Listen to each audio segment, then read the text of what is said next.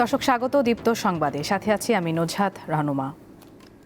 নির্বাচনে বিজয়ী হয়ে ক্ষমতায় গেলে যশোর পৌরসভাকে সিটি কর্পোরেশনে উন্নীত করার প্রতিশ্রুতি দিলেন জামায়াতে ইসলামীর আমির শফিকুর রহমান। সকালে যশোরের কেন্দ্রীয় ঈদগাহ মাঠে আয়োজিত নির্বাচনী জনসভায় এ আশ্বাস দেন তিনি আরও বলেন, যারা নির্বাচনে জেতার আগেই মা বোনদের গায়ে হাত দেয় এবং বিরোধী মত দমনে কঠোর হয়, তারা জিতলে দেশ কতটা নিরাপদ থাকবে সে প্রশ্ন রয়েই যায়। বক্তৃতায় শফিকুর রহমান হুঁশিয়ারি দিয়ে বলেন, কেউ যদি পায়ে পাড়া দিয়ে ঝগড়া করতে আসে তবে জামাত তাদেরকে ছেড়ে দেবে না।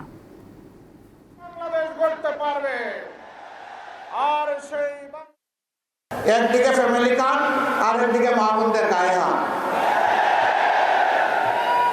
দুইটা তো একসাথে চলে না। এ দিয়ে কি বার্তা দেওয়া হচ্ছে জাতিকে?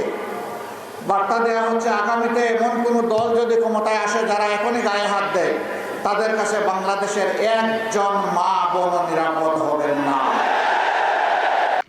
ত্রয়োদশ জাতীয় সংসদ নির্বাচনের প্রচারণার অংশ হিসেবে দীর্ঘ ২২ বছর পর আজ ময়মনসিংহ সফরে যাচ্ছেন বিএনপির চেয়ারম্যান তারেক রহমান। একই দিনে তিনি গাজীপুর ও রাজধানীর উত্তরায় জনসভায় ভাষণ দেবেন। সফরসূচি অনুযায়ী বেলা ২:৩০টায় ময়মনসিংহ সার্কিট হাউস মাঠে আয়োজিত জনসভায় প্রধান অতিথি হিসেবে ভাষণ দেবেন তারেক রহমান। ময়মনসিংহ থেকে ফেরার পথে সন্ধ্যা ৬টায় গাজীপুর জেলা শহরের ঐতিহাসিক রাজবাড়ী মাঠে আয়োজিত জনসভায় যোগ দেবেন তিনি।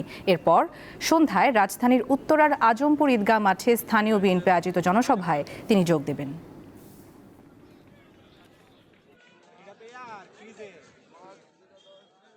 বিএনপি চেয়ারম্যান দেশনায়ক তারেক রহমান আমাদের ময়মনসিংহ সার্কিট হাউস মাঠে নির্বাচনী সমাবেশে বক্তব্য রাখবেন এবং নির্বাচনী সমাবেশের মাধ্যমে ওনার বক্তব্যের মাধ্যমে ফুটে উঠবে আগামী দিনে আমাদের শুধু ময়মনসিংহ জেলা নয়, ময়মনসিংহ বিভাগের সকল উন্নয়ন কর্মকাণ্ডের চিত্র এবং ময়মনসিংহের অনেক উন্নয়নের যে সমস্ত বাকি রয়েছে এখন পর্যন্ত, সেই সমস্ত উন্নয়ন কর্মসূচিগুলি সামনের দিকে যাতে বাস্তবায়ন করা যায় এবং সেই কর্মসূচিগুলি কী কী কর্মসূচি রয়েছে সেই কর্মসূচিগুলি আজকে মূলত উনি ওনার বক্তব্য উঠে আসবেন। ময়মনসিংহের ভালো কাজ যত বলেন থানার মানুষ উচ্ছ্বসিত উৎফুল্লিত, কারণ বাংলাদেশের মানুষ এই 12 ফেব্রুয়ারির মাধ্যমে ভোটের অধিকার ফিরে পাবে। আর আমরা চাই তারেক রহমানের কাছে যাতে বাংলাদেশে একটি গণতান্ত্রিক রাষ্ট্র প্রতিষ্ঠিত হোক, জনগণের অধিকার ফিরে পাক। ওনার আশায় নিয়ে আমরা খুবই উচ্ছ্বসিত।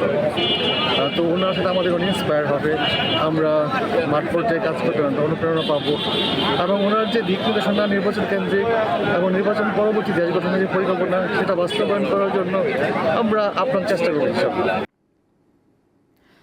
দর্শক, তারেক রহমানের নির্বাচনী জনসভার বিষয়ে জানাতে এবারে আমাদের সাথে ময়মনসিংহ থেকে যুক্ত হচ্ছেন সহকর্মী মাহমুদুল হাসান। কথা বলছি তার সাথে। মাহমুদুল, তারেক রহমানের জনসভা ঘিরে দলীয় নেতাকর্মীর পাশাপাশি সাধারণ মানুষের উচ্ছ্বাস কেমন দেখতে পাচ্ছেন?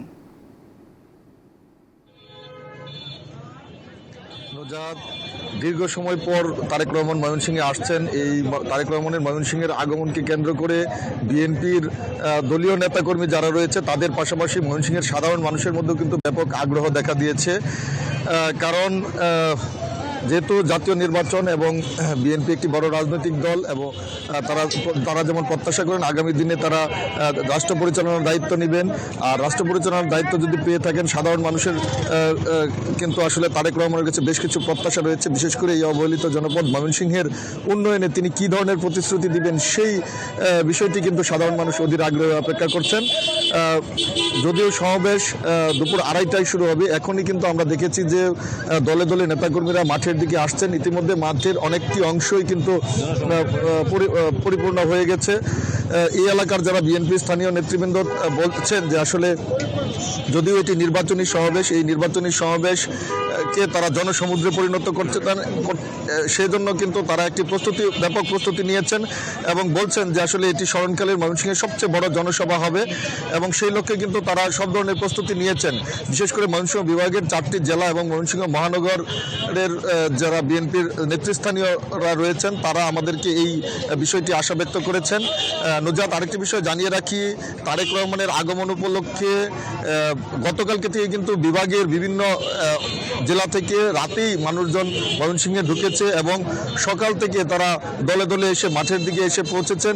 কিছুক্ষণ আগে আমরা দেখেছি যে দলের মিছিল করে করে বিভিন্ন সাজে ধানের শীষ হাতে নিয়ে বা বিভিন্নভাবে মানুষজন আসলে সমাবেশস্থলের দিকে আসছেন এবং সমাবেশকে ঘিরে কিন্তু ব্যাপক নিরাপত্তাও জোরদার করা হয়েছে। আমরা দেখেছি যে সার্কিট হাউস মাঠের ঠিক আগেই যে টাউন হল মোড় রয়েছে সেই মোড়ে পুলিশের ব্যারিকেড দেওয়া হয়েছে। এখানে 2টি চেকপোস্ট বসানো হয়েছে এবং সার্কিট হাউস মাঠের পিছনে যে পার্কের রাস্তা রয়েছে সেখানেও কিন্তু চেকপোস্ট বসানো হয়েছে। সেখানে পুলিশের যে তল্লাশি সেটি চলছে, যেহেতু এখানে অনেক বেশি মানুষের সমাগম হবে এবং একটি বড় রাজনৈতিক কর্মসূচি, নির্বাচনী কর্মসূচি অনুষ্ঠিত হবে, সেক্ষেত্রে কোনো ধরনের বিশৃঙ্খলা যাতে না হয় সেজন্য কিন্তু আইনশৃঙ্খলা বাহিনীর তৎপরতা আমরা দেখেছি। নজাত, এই ছিল আমার কাছে ময়মনসিংহের তারেক রহমানের আগমন উপলক্ষে সমাবেশের সর্বশেষ। সবার আগে জি, ধন্যবাদ আপনাকে। দর্শক, ময়মনসিংহ থেকে যুক্ত ছিলেন সহকর্মী মাহমুদুল হাসান। আসন্ন জাতীয় সংসদ নির্বাচন ঘিরে প্রচারণায় ব্যস্ত সময় পার করছেন পঞ্চগড় 1 আসনের প্রতিদ্বন্দ্বী প্রার্থীরা।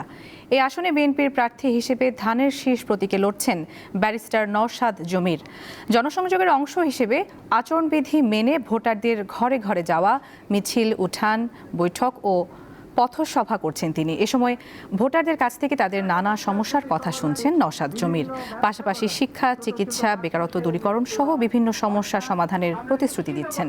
আগামী নির্বাচনে তিনি ধানের শীষকে বিজয়ী করতে সকলের প্রতি আহ্বান জানিয়েছেন। আমাদের এই পঞ্চগড়ে আমরা সব সময় দেখেছি,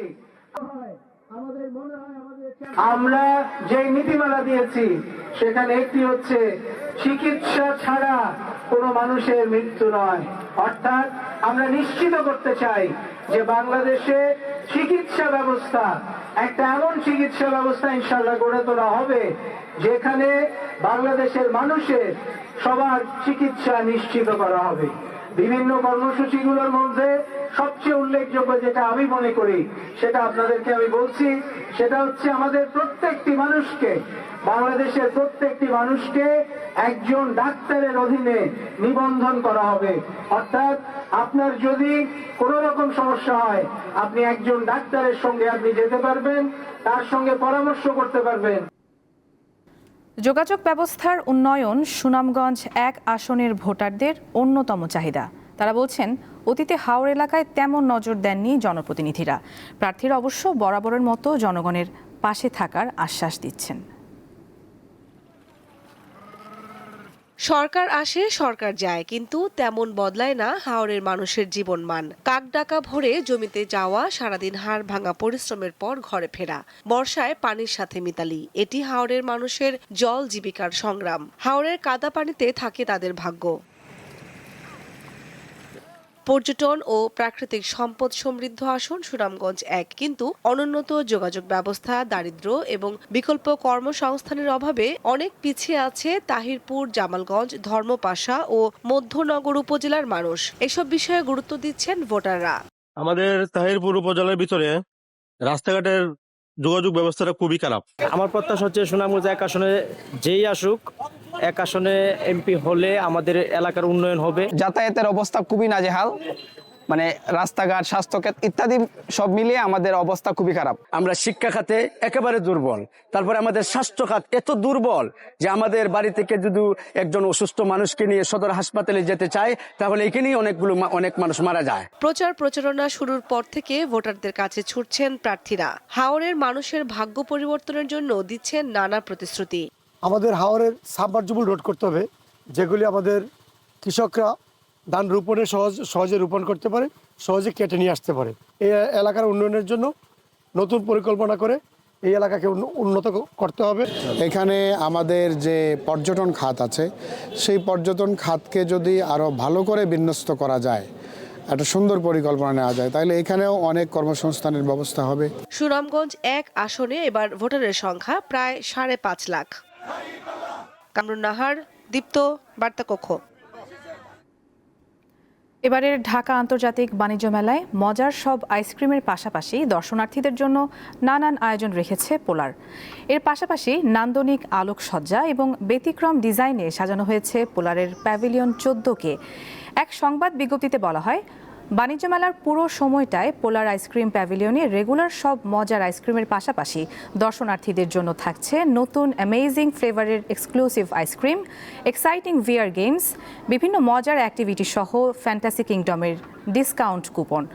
ঢাকার অদূরে পূর্বাচলে অবস্থিত বাংলাদেশ চায়না ফ্রেন্ডশিপ এক্সিবিশন সেন্টারে চলছে এই বাণিজ্য মেলা।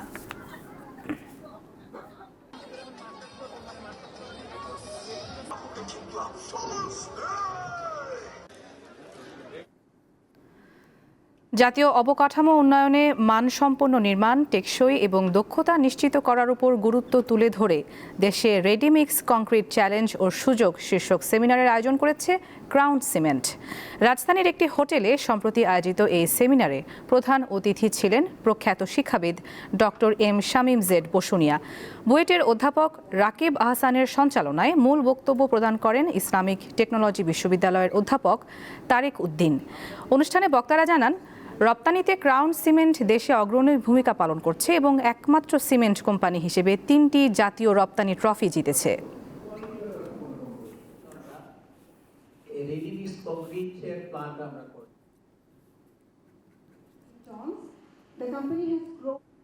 দর্শক, এই ছিল এখনকার মতো। এরপর দীপ্ত আন্তর্জাতিক সংবাদ দেখার আমন্ত্রণ রইল। ধন্যবাদ সবাইকে।